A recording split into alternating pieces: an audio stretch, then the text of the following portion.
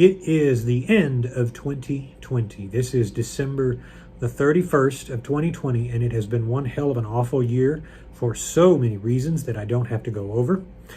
Regardless of when you're viewing this video, we're going to start the new year on a good, positive, spiritual note. So we're going to begin a 7-day fast as of today.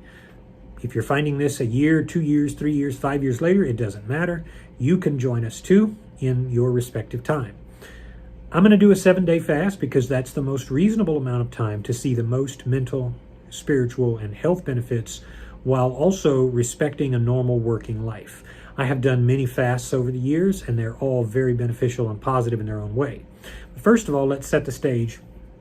Who should join us and who should not join us? If you found this channel, like so many have, because you've wanted to do one meal a day and you've had success doing it, keep doing it. You're used to a 23-hour fast. You've had success with it. You've mastered your demons. You've learned to put food in perspective. You've learned to walk away from defilements of the mind and body, and you have learned to be more pure as a result. Keep going. You don't need to stop. But if you're one of those who has struggled, if you're still fighting addiction, if you've not been successful in your OMAD, you're eating junk food, you're following cravings, and this is the worst time of year. I've been traveling and eating in ways that I wouldn't normally eat. So it is high time to reclaim the sanity and the spirituality that delayed gratification offers. That's what fasting is in any form. It's delayed gratification, and it benefits the mind, body, and spirit. And so that's what we're going to do this year. Starting January 1st through January 7th, we're going to be fasting 7 days. This means a complete water fast, water only. Not coffee, not tea, not diet sodas, not sparkling water, not club soda, nothing. Now, who should do this? Those who are not successful on OMAD, number one. Those who are not pregnant or breastfeeding or dependent on medications like psychotropic drugs or anything that you have to take every day. If you're one of these people who have to take some sort of drug to function, then this isn't for you, because you're not going to be able to do that on a complete water-only fast. No worries. You can still live a wholesome life using mindfulness and the principles of delayed gratification in a normal 1 meal a day fast. There's nothing wrong with that. Keep doing that. Bless you on your path. But for those of you who do want to join, you've had health struggles, you've had some mental addiction that has enslaved you, there is not a better way to beat them than by going on a pilgrimage. This is a water fast, and thus it is a pilgrimage. So how do you do it? If you have control of your blood sugar, you're not severely anemic, you don't struggle with any major health issues that would compromise your kidneys or your liver, you are ready to embark on this journey, if indeed you find it the right thing to do.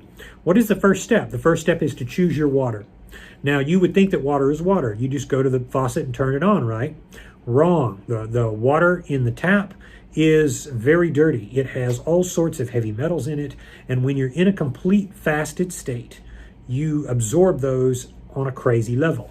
Your deodorant, your toothpaste, your makeup, if you're female, all of these things are not good for you. And what you want to do when you are doing a complete water fast, and you don't hear this often, you should hear it a lot more, is you should stop bathing every day. If you can, bathe every other day, or take just a limited shower if you are doing extended fasting. You want to limit your exposure to anything that is your skin can absorb. But you also want to make sure that all of the products you use are hypoallergenic. If you're going to use soap, use little, take a quick shower, and allow your body to not be bombarded with stuff like toothpaste and chemicals and all of these sorts of things.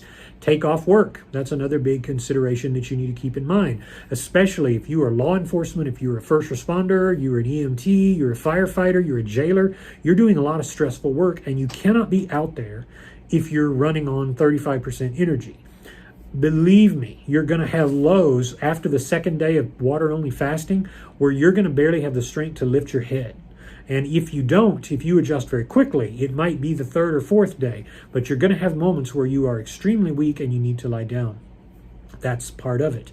Your body and your liver in particular, the most amazing organ in your body, is going to have to fight super duper hard to keep your blood sugar in a proper range, which is why I say again, make sure that you're able to do this, that you have good blood sugar control.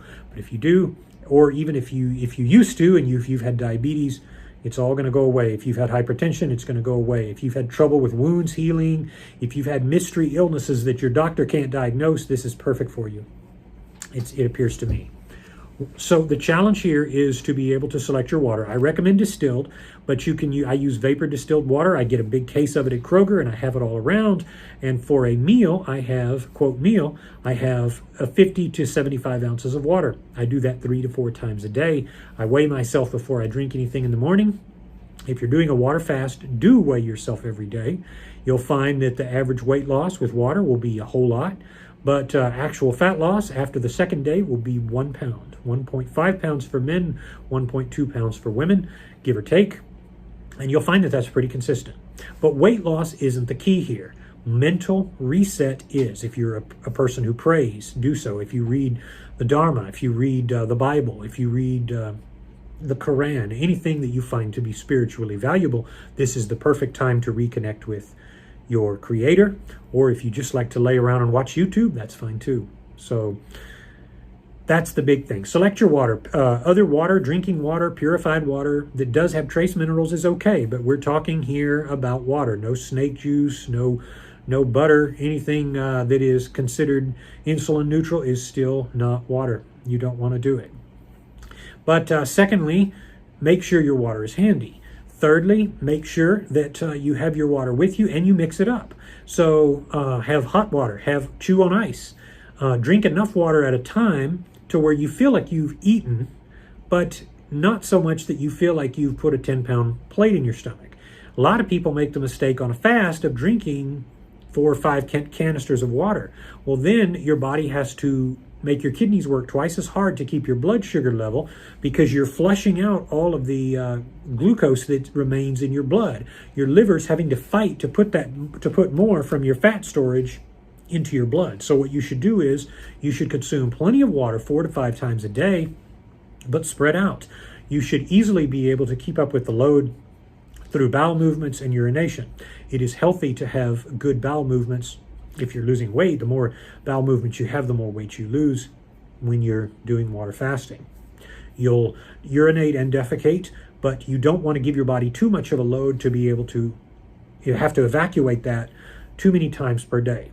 So the idea is to get around 50 to 75 ounces of water 3 times a day, but spread out. Keep that rule in mind, or what you're going to do is you're going to change the blood volume, and you're going to create a difficulty where you end up with a lot of low blood sugar, and you end up very weak. You end up having to lie around, and you become non-functional. Partly that's okay. What you are doing is you are retreating. You're becoming like the bear. The bear in his cave just curls up, occasionally munches on some snow to keep things going, but basically lives off of its own body heat. As the days wear onward, your mind will become clear and you will have moments of euphoria. You will also have other symptoms that you need to keep mindful of, and they include the low blood sugar attacks I mentioned, headaches. If you're prone to very severe migraines, you might want to rethink doing this. Sleeplessness, the runs, sometimes very volatile runs, so don't be in a situation where you have to be on call, because you're going to have situations, if you're doing this properly, where you're going to have to go to the bathroom. And after we're done, we're going to do a 3-day refeed. So this whole process is going to be 7 days and then 3 days, so 10 days of a refeed. For the refeed, I have bananas, grapes, and rice. What you will notice is that little bit of food will completely blow your mind because you're so adapted to being ready to break your fast. That little bit of food seems like a ton. And if you can keep going from there and transition into a more normal OMAD as the days and weeks go by, then you will have restarted your OMAD journey in a way that others will be jealous of. Even a 2-day water fast is very beneficial. We're going on 7. So this is going to be something that is pretty challenging. Again, you will almost hallucinate and you will think that you have reached your end. The strength of your success comes from your ability to lower your stress levels. You've got to think it will be all right. I'm going to relax. And of course, I say this by way of worrying about you. If you do feel like it's unsafe to proceed, then don't. Get some medical help. Do something like that. Most people can handle it if they've experimented with fasting before. I've gone from 2, 3, 4, 5 days, even longer. So this is something that most of you who are experienced on this channel with fasting can do, but this is a pilgrimage. This is not something that is very easy, and it is something that will make you change your view on things as the weeks and months go by. You will start to realize after you're done that you can read finer print, that your wounds heal faster. If you've been collecting water in your extremities, that will stop. If you've had high blood pressure, especially resistant systolic high blood pressure, that's going to go away. You're going to start to realize that all this time, your body had the ability to repair itself to a much greater degree than you realized. This is a journey. Are you ready? We'll do a daily update each day.